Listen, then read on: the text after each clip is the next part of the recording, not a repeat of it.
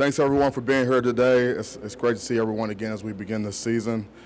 We have a hungry, determined, and very, very focused football team heading into preseason camp. Our players have worked extremely hard in this out of season and are very, very well prepared to start camp next week. We have competition at every single position and probably no doubt the most talent that we've had top to bottom on our roster. We needed more quality depth on our roster, and we addressed that this out of season. I believe competition forces you to be at your best each and every day, and that's how we'll reach our full potential.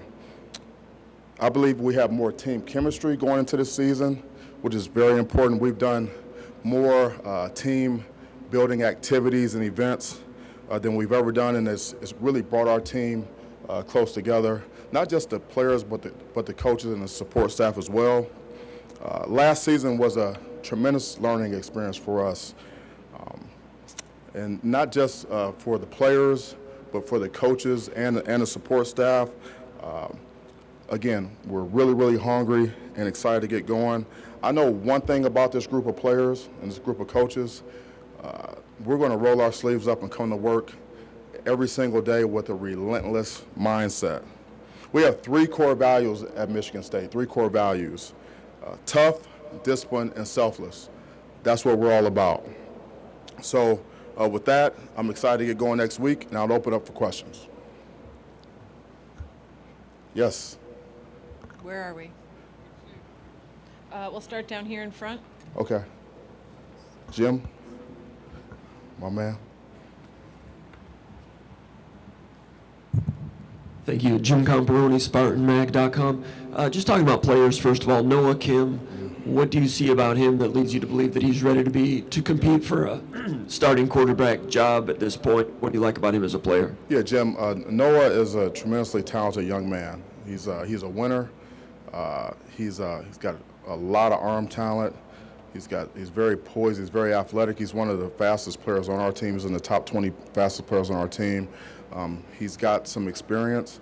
When he went in games last season, as you remember, he made it look easy. He's just got the demeanor that we're looking for. He's a guy that knows our offense, and he's going to do what we ask him to do. He's going to execute. Hands up, please. We'll go down over here.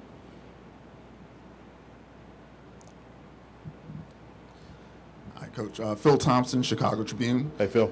Hi.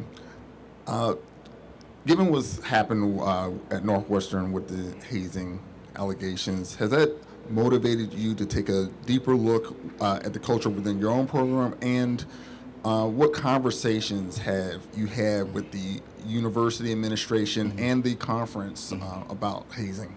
Yeah, our culture is very strong, and our culture starts with connection and authentic relationships and mutual respect. We have that. We do have a anti-hazing policy at the university and on our football team. Our players know that. I've talked to our athletics director, Alan Haller, and that's going to be one of the topics that we're going to cover when we report to camp next Wednesday. Chris Solari, Detroit Free Press. Well, you mentioned about the lessons that you and your staff learn. I'm wondering if you can expand on that a little bit. What things do you feel like as a coaching staff you picked up that you can do better or differently in year 4 than year 3? Yeah, well, football is a game of attrition, and injuries are part of the game, and we had to modify the way we practice.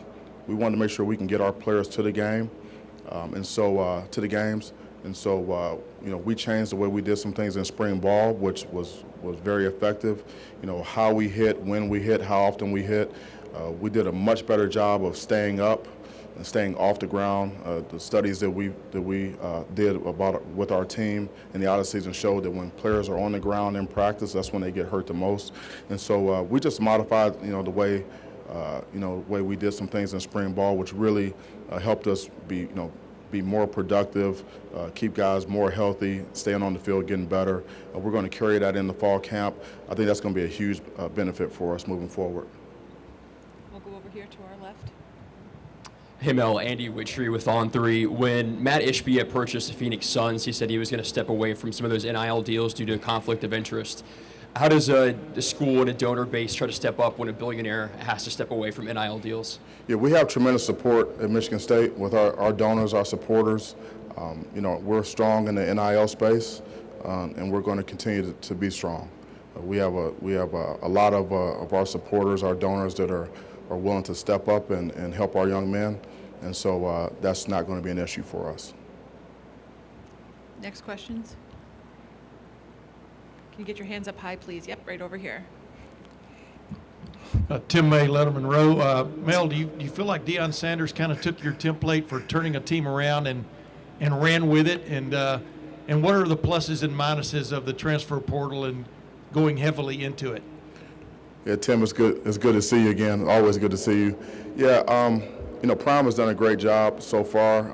I'm pulling for him in the Buffs to get that thing going again. And he's got his own process that he's following, obviously, and I think he's going to be wildly successful there. The portal has been a benefit for us. We've used it to help upgrade our roster. We can fill some needs immediately. Some of the downside is that we all know there's hundreds, if not thousands, of players that have entered the portal and haven't found a home, and that's disturbing. But for us, the portal is here, and we're going to use it to benefit our program any way that we can. Over here, please, in the back. To our left. Yeah, Mel, Tom Crawford, Press Pass, Fox 47. Relinquishing the Penn State home game to Ford Field. I know, talking to Michigan State alumni, is some pro and con to that. Is this something that you think every time Penn State comes to Michigan State, this would be a good option? And what are the pluses and minuses of that, of giving up at an actual home game at Spartan Stadium? Yeah, well, this season is going to be a tremendous opportunity for our players, great exposure for our program, a national audience in a pro football arena, which I think is going to be great for our team. It's going to be a great game. We'll be in the Detroit area where we recruit. We have a lot of fans there, so I think that it's a great opportunity. We'll see how it goes, but I'm looking forward to it.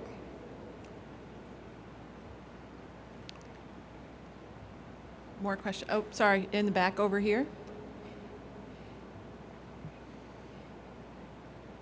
You can get your hands up early, and we can get the mic to you, so we don't have a lag. Good morning, Coach. Paul Fanson from Spartans Illustrated. You mentioned in your opening statement that you and your team went through some team building exercises in the offseason. Could you expand upon some of those activities and how you think that'll impact the season this fall? Yeah, just whether they're dinners or dodgeball tournaments or kickball games or going to movies and things, just activities, just getting our guys together along with the staff, getting to know each other. I mean, especially when you have so many newcomers every year, whether it's the freshmen or the transfer guys, it's important that we connect. Want the players to get to know each other, outside of football, which is very important. We've organized more of those activities than we've ever done.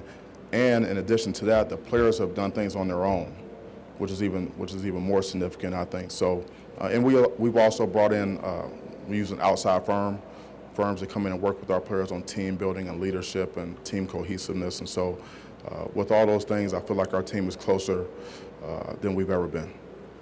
Yeah, thanks. To our right. Good morning, Coach. Good morning. Elliot Clough, Iowa.Rivals.com. Your first away game for the season is in Iowa City at Kinnick Stadium. That's also Iowa's first home Big Ten game for the season. With new faces on the roster, how do you prepare them for that sort of environment? Yeah, well, that's a tough place to play. We all know that. Even when I played for Coach Alvarez at Wisconsin, you always knew you had to strap it up when you went there.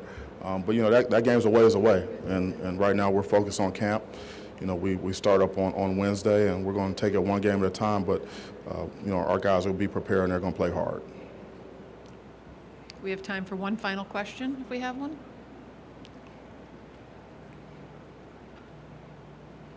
Oh, down in front over here. Jim's double dipping. Thanks for your time.